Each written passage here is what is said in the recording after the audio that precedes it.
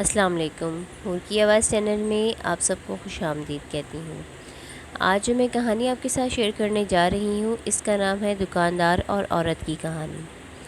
ایک گاہک نے دکان میں داخل ہو کر دکاندار سے پوچھا، کیلے کا کیا بھاؤ ہے؟ دکاندار نے جواب دیا، کیلے 12 درہم اور سیب 10 درہم۔ اتنے میں ایک عورت بھی دکان میں داخل ہوئی اور کہا، مجھے 1 کلو کیلے چاہیے، کیا بھاؤ ہے؟ دکاندار نے کہا، 3 درہم اور سیب 2 درہم۔ عورت نے کہا، الحمدللہ۔ دکان میں پہلے سے جو گاہک موجود تھا اس نے کھا جانے والی غضبناک نظروں سے دکاندار کو دیکھا۔ اس سے پہلے کہ وہ کچھ اول پھول کہتا، دکاندار نے گاہک کو آنکھ مارتے ہوئے تھوڑا سا انتظار کرنے کا کہا۔ عورت خریداری کر کے خوشی خوشی دکان سے نکلتے ہوئے بڑبڑائی، اللہ تیرا شکر ہے، میرے بچے انہیں کھا کر بہت خوش ہوں گے۔ عورت کے جانے کے بعد دکاندار نے پہلے سے موجود گاہک کی طرف متوجہ ہو کر کہا، اللہ گواہ ہے، میں نے تجھے کوئی دھوکہ دینے کی کوشش نہیں کی۔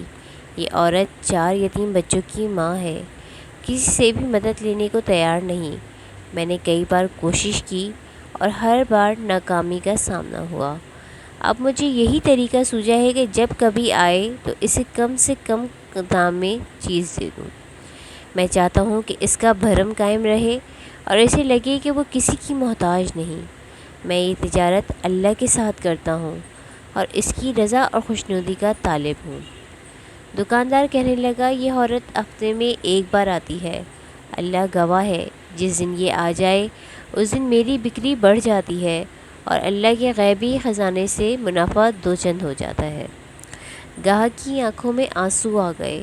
اس نے بڑھ کر دکاندار کے سر پہ بوسہ دیتے ہوئے کہا، بخدا لوگوں کی ضرورتوں کو پورا کرنے میں جو لذت ملتی ہے اسے وہی جان سکتا ہے جس نے اسے آزمایا ہو۔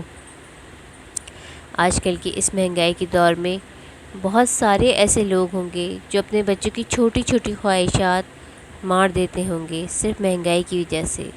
اگر اس بھائی جیسے دکاندار 2 3 4 ہو جائیں تو کیا پتہ اس معاشرے کا مہنگائی کا المیہ بہت جلد دور ہو جائے اور ایک اچھا معاشرہ قائم ہو جائے۔ یہ تجارت اس نے اللہ تعالیٰ کے ساتھ کی۔ اس نے اپنی دنیاوی زندگی کو چھوڑ کر اخروی زندگی کے لیے سامان اکٹھا کرنے کی کوشش کی۔